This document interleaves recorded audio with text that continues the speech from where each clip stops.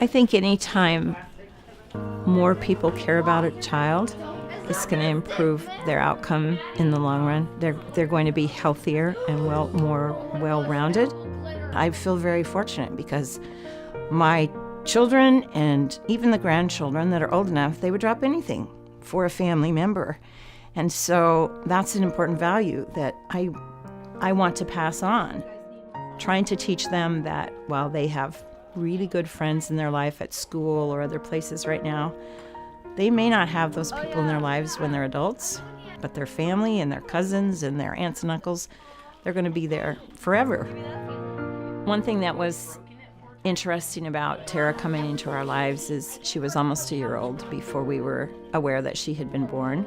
It became obvious that her parents were really not going to be able to take care of her, so we started just offering to babysit her as much as we could, and then we eventually got custody through the courts.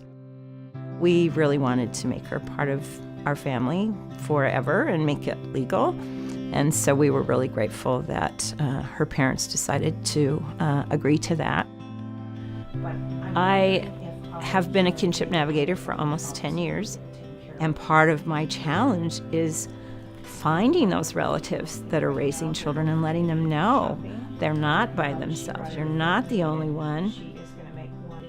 Children need car seats. They need cribs. They need strollers. They need high chairs. They need things. One of the things we're able to do is purchase some of those items for these families. We can also pay utility bills. If they have older children, we can do some things that are pretty exciting too. We can pay for the kids to go to a summer camp.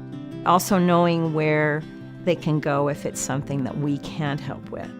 I know where to send them so that they can ask somebody else to help them. I meet those people when I go to community meetings, and I find out what their agencies offer. I can explain what services we offer, because a lot of times we're serving the same people. A lot of what I want to do is educate people. So Mary was able to, of course, caregivers need support. Let's give them a little help. Let's give them a little support and make it better for them as well as for the children. One of the reasons I still go to the support group does have to do with my job, but I would still be going even if it wasn't part of my job, because I've made really good friends there. Anytime when someone feels like they're part of a group, it just makes you feel more comfortable and more like, this is okay, I can do this, I'm not the only one. My hope for Tara when we started taking her was that she would feel a little more normal. She sometimes goes back to volunteer so she can go and help with the younger children. If every family in the community was healthy and safe and had neighbors that looked out for them and people that were interested in helping their children be successful, that would be an amazing place to live. And I know all of us would like to live in that kind of a community. We maybe as an individual can't make the whole thing get better, but we can look around us and we can see what we can do. There's no age limit to love, and there's no age limit to caring about children. And sometimes with just a little bit of help, it can go really, really well.